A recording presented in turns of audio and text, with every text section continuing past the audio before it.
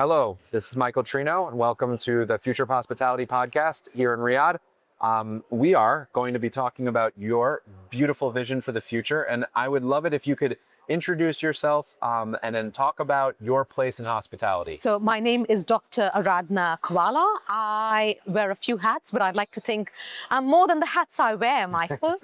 I work at the intersection of travel, tourism, hospitality, wellness, real estate, boards, strategy, governments, and that's in a simpler way. I would love to think I've made a career asking challenging, tough questions, which people typically politely nod along to. Mm-hmm. So I run a private client advisory. Bulk of my work is with destinations and governments, where you're advising heads of states and ministers of tourism on how do you use travel as a force for good. Sit on multiple boards, one in Switzerland, Germany, US, and Saudi Arabia. What is the differentiating factor between tourism and hospitality in that center of gravity? Because that idea of creating a center of gravity, working with the Ministry of Tourism to then use it as like a soft power around the world to say, this is our place, this is what we stand for, this is our culture. Is there a language difference between their tourism and hospitality, or where's that gray line go for you? I think there is a lack of cognizant understanding that everything is connected. Yes. So for me, hospitality is not different to tourism. Wellness is not divorced from luxury or nature. Yes. And ultimately, at the end of the day, it's all about people and how a human being in some part of the world, whether he's having a good day, he or she is having a good day or a bad day. It all comes down to that. Yep. So ultimately, and I think it's increasingly coming together in more compelling ways, where, so to speak, the walls are kind of breaking and coming down between all of these sectors. Now, to answer your question, what is my personal relationship with hospitality? I guess the best way to put it is extremely personal. That's true. I deeply love the sector, which is why I criticize it so much. You see, it's a bit like family, Yes. right? You don't go off at a stranger because they're behaving badly during dinner. No. You do that to people you care about because you know they're capable of doing better. Yes. It's what happens in a family. So the relationship is personal. I am a hotelier. I work in hospitality, travel, tourism. So that gives me a right to complain. Doctor, you're not only a right to complain, you have the knowledge and the energy to also complain. I hope and so. Hopefully that it makes an impact, right? And I think the older you get, you kind of realize that you lose the will to perform. So you just call out things. Yeah, I'm not going to lie about this. That's garbage. You got to stop doing it. I totally hear. Exactly. I'm a very middle-aged person, and I enjoy my middle-agedness. Speak for yourself, Yeah. Michael. No, that's what I'm saying. I'm a very middle-aged person, and I enjoy my ability to do these kind of things. All right, so here's some more fun questions. Whether it's a high-end audio lounge in New York, a museum in London, or a hotel in Riyadh, what is one new physical space that completely blew your mind? Now, this is going to sound strange. No? Because it's none of the above that you Yeah. mentioned. I think the last physical space which blew my mind was the Roman Jewish ghetto in Italy. I was in Italy all of last week, Milan and then Rome, and I love the city. And when I go, I always make the time to catch up with a friend who is a priest at the Vatican. And what other way to kind of discover the city and learn about the culture and the history and the real story of the people. And this time he chose this restaurant, very dodgy, very plain and simple, but the most spectacular food, double fried artichokes. It's the Roman Jewish cuisine. It's a culture and a history in itself. Yeah, and it's outlasted empires, actually speaking. So 100%. it's phenomenal. But going back to the physical place, what really took me by surprise is it's fascinating. So you're standing in a place which is one of the places where the most ancient Roman ruins were first discovered. You have one of the most famous churches in Rome, and you have the great synagogue, and you're in the center of it all. So it's like there is no better way of being in the center of Roman Empire. It's compounding each one of them is accretive to the next. Absolutely. And you kind of then realize, wow, people actually live without erasing history by adding it layer by layer. Give you this example. We were sat near the table with a bunch of kids who were having a birthday party, and they were loud, boisterous kids. I'm a mother of two. I love Italy because Italy is very good with the children. And it's 100%. fantastic. They don't mind noisy kids. Yes. But what was fascinating for me is if I'm looking at the children, they're completely Italian, hands going everywhere. And I'm completely Italian. I totally get it. right? Yeah. But they're speaking Hebrew. And that, so physicality versus the language and how it's all happening in a place where you're eating ricotta with dried cherries Yes. and double fried artichokes, and how people live and coexist without a lot of complexity that we have in the world currently. And when you say that that is the center of Roman history, right? The Jewish and kosher Roman food is some of the best and most widely known Roman food. And that kind of energy is one of those things where you forget how these things come until you look at them and you bring that three-part connection together. It's not just about that one dish. It's about where did the dish come from? What does it sit in? Who are the people who have been curating and holding space for this dish for 1,000, 2,000 years? We speak about authenticity in our industry till cows come home, till the medical alarms are going off. But to me, that place was special because of its authenticity. And when I say authenticity, Michael, the place was not performing for me. No. It was just existing, Yes. doing what it does. And that is what makes it special, When you say it's the place was not performing for me is such a clear way. I personally believe that all hospitality workers are really performers, right? But a good performance feels natural, feels organic, and the venue that you sit in should be the stage for that performance. And it's not for you as the guest, it's for them as the performers. Great hospitality is for like the chef, the waiters to feel their presence with their place, and you're just happen to be there for the performance. Correct. And yet you feel or you see so much of the industry being full of what I call artificial luxury, which is marble bathrooms or gold tap, which people mistake for personality. And exhausted people who are serving you, which is the worst thing we can do as an industry. My focus here is about creating that bridge of culture and using culture and activity, the action of being a place, right? My speech tomorrow is called "The Future is Not Built, It's Activated," because that action is what makes culture become something that is aspirational. So somebody says, I have to go across the planet and go have this experience. But then when you're there, that aspiration needs to be delivered with authenticity, like you're saying. And if it's for a performance, it's never going to be authentic. Work. Yeah, it does not work. One of the things that was so powerful for me on this trip to Riyadh was that last night, I met a 27-year-old chef who wants to open the first Michelin-starred Saudi restaurant, so that the Saudi food would be elevated to the level of, tweezers in France and in Amsterdam and Copenhagen and all that kind of stuff. Now, it's a great and noble goal, but the thing that really moved me was that he was 27. He is young. He is passionate. He's got 50 years in front of him of defining what this cuisine looks like to the rest of the world and the outside. And he's got friends that aren't afraid to do the dirty work. They're not afraid to say, I come from means, but I have to get my hands dirty so that I can make culture, because culture comes from the dirt, comes from the trees, the mountains, the sand, the sky. It's not a thing that you can just, oh, there it is. You have to do the hard things. And in hospitality, if you don't know how to do the dishwashing, you can't be great in the kitchen. And if you don't know how to make sure the beds are folded and stuff, how are you going to be a hotelier that can make sure that you train your staff at the level that you want them to? And seeing him step up and say, you know what, this is my food. This is my energy. I'm going to do this. And I'm proud of it. Whether my father understands what this means or not right now, when he sees me in London winning awards, when he sees the pride that his other kids will have with this food, I mean, I was blown away because he could see the future. And he's role modeling for the rest of the kingdom. And if we could find 10, 12 more of those people, give them that international spotlight, that is what other cultures do, like you say. Thailand did such a great job of taking their food culture and spreading it around the United States, so then people could aspirationally desire to have that food in their country. Yeah. I know you know these things, but it's like, as somebody who is a doctor in this kind of destination understanding, it's easy for us to talk about it, but it's so hard in application. Yeah. Where do you think that misses? Where do you think that people start to fall away from knowing this?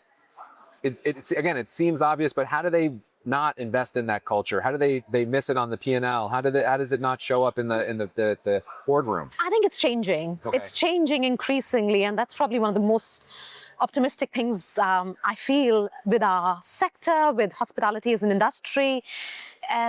Be it hospitality, be it luxury, be it authenticity, the way it used to be, which is all Kim Kardashian, what's her mother's name? Kris Jenner? What's that? All Botox and fillers and whatever, artificial. Yeah, So there is a move away from that. Yeah. And I think that's positive for the entire industry. Has it become mainstream? Maybe not yet. But these things always take time. And I think there is a beauty in, like the chef that you're talking about, where a simple example goes on to become a national model. Yep. Because you have to also be cognizant, these are food cultures which historically haven't been the easiest to represent in a mainstream Michelin service presentation. But they're making that leap. Yep. And these things take time. So, yeah. I love that. All right, so a couple more little short questions here, right?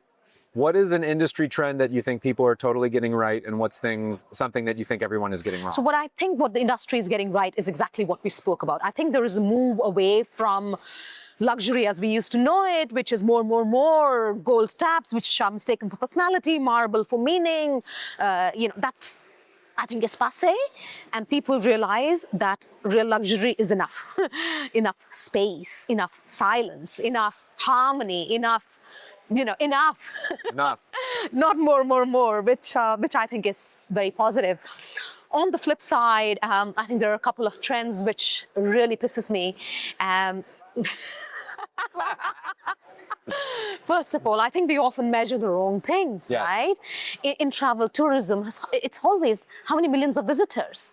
Why does it matter? Yeah. It is the wrong metric, guy, because it doesn't give you any idea if the destination and the local community is benefiting by millions of people visiting your country. And if they're not, it's not right. Yep. Right? This is the easiest way to make people fall out of love with your own destination. Yep. Have them feel crowded out. And you're seeing this in parts of Europe and other parts of the world where there is a strong backlash against tourism not done right. Over visitation, and these things can go wrong very, very quickly. So that's one, we measure the wrong things.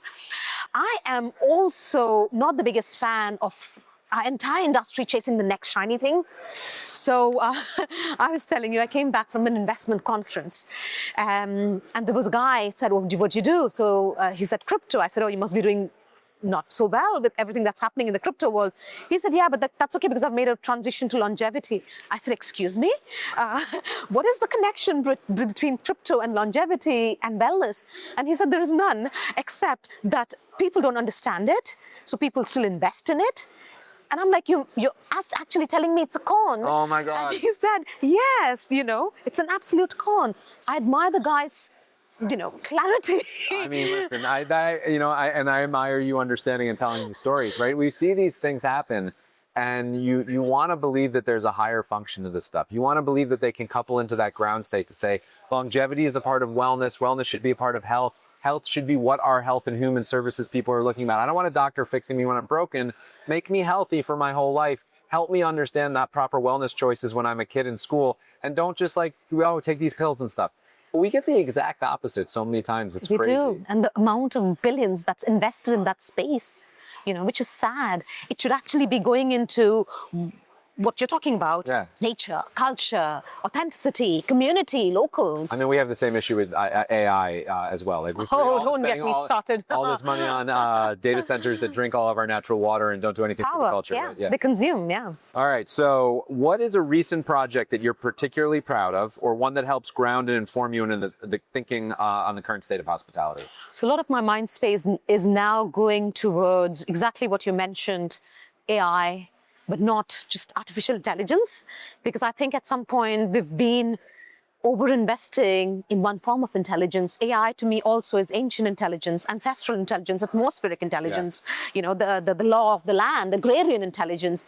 And there is a real danger now that we are focusing too much on one form of intelligence, which is important, but not only. Yep. We need the wisdom, not just the intelligence which can be scraped from a machine. We need the wisdom from the local communities, the indigenous communities, the tribals, the memory, the rituals, 100%. which goes from generation to generation. So yeah, it excites me to preserve one with the other. I'm a tech optimist. I'm big on AI, but it doesn't mean I want to lose out on everything else. You know, and in your idea here about ritual creation is one of the things that we find constantly is frustrated in these places because brands like to function on a quarterly basis. Businesses might stretch that to an annual basis, but like, who is supposed to be making the rituals that last generations? It's not the government, the church, or the local rich people. You know, the religious group that are like, we're going to be here for forever. So what are we going to do? Well, it's the end of the Hajj, or it's the end of Eid. What should we do? Let's make a ritual around this. Great, we had 1,300 years, or we had 1,000 years to work on that, right? Yeah. But Pepsi doesn't have that. Pepsi doesn't put that energy into it. And now we're letting Pepsi, though, make our rituals. They're making Formula One races. They're making the Olympics. These international consumer brands don't necessarily care about the end user in the same way over that longevity time. Correct. And how do we get them to be better partners? So when they show up to Saudi Arabia, they say, how do we do this for 10 years? How can we make culture here for 15 years so that it's constantly building, right? And not just show up, sell sugar drinks, and run out the door. Yeah, I mean, it's tricky because it's easy for us, Michael, to sit here and say that, business should be done a certain way. Oh, yeah. But at the end of the day, I always say, if you want X number of, or X as the result, show me the incentives. 100%. If you're incentivizing the wrong thing, you're always going to get the wrong outcome. So if the incentive is short-term, quarterly, whatever, there is no way in hell we are going to see a different outcome. 100%. So change the incentives, the results will follow. And I think that change is going to come whether everybody wants it or not, because I think that the market's going to deal with it, but also the need for that kind of longer-term vision is the only way a lot of these bigger ideas are going to get done. And people care now, I think, more. The young care, which is nice. That generational shift is huge. What is a dream project that you and your team are thinking about, or where would you like to add your magic and why? I think I can't call it a dream project, but I am up on stage pretty much every week. And one of the things I would love to spend more time to do is to curate the right group of people, not in a conference setting. The humanity has suffered enough. But, you can move policy over dinner at a table. This is where my world comes from. So right? please, Yeah, we should do a JB right after 100%, this podcast. But it's really about bringing very different, diverse people around the table. A CEO with a monk, a minister with a philosopher, and always young people at the table. Yeah. To really spark change. Now, I'm not saying that at the end of dinner you're going to come out a different person. No. But you would probably not think about what you normally do. You will fire your brain cells in a way that you come out feeling a little more alive than you went in. And I think that's mission accomplished. And I think at that level, so we came here, looked at FHS last year and said, this is a great 1,000-person event. How can we make 5 30-person events next to it? Right. 2 10-person events next to it. Yeah. So that we could use the center of gravity to gather people, but so that we can then pull the people aside and say, hey, look, doctor, this is my team. This is who we're going to work with. How can we just meet each other and be present and listen to each other, right? Yeah. So that one thing is definitely valuable. And you see it at the investor level. You see it at the action level. How do I trust you? How do I know about your team, your people? It starts with those casual conversations, but you got to be consistent about them, right? So if I'm going to have a 20-person dinner, I got to do it 10 times a year. Yes. And then if I have a 1,000-person thing, I got to do that once a year. And I got to have to blend these places where I am validated as a thoughtful person. We are validated as a community of people who are all thoughtful. And then we can slowly start adding seeds to this garden that can become, And it's a very underestimated skill, the ability to curate an audience. Yes. It's not easy. It's not easy. How do you put together people? Because if you do the right kind of people, magic happens on its own. 100%. So, yeah. I like to create, so for me, part of what is so interesting about the development of the region, right, is there's a big chance for creating magical moments that can tell the story to the outside world and draw people in and then have that authentic experience here. And I really like that 1-2 punch. I really like the small experiences to be outrageous and inspirational. Yeah. But then they have to become scalable and intentional, because if I can do it once for 10 people, what part of that needs to happen for 1 million people? Yeah. How Because can you replicate if I'm going to that? bring influencers in from London and they're going to talk all about this, there's going to be at least 10,000 people in London that are going to want to come and feel Yeah. that here. And again, that bridge is what we're working on right now. All right, last snippet question. In one sentence, what do you believe the future of hospitality is? I'll tell you what the future is not. The future is not 5 stars. I think the future is 5 senses.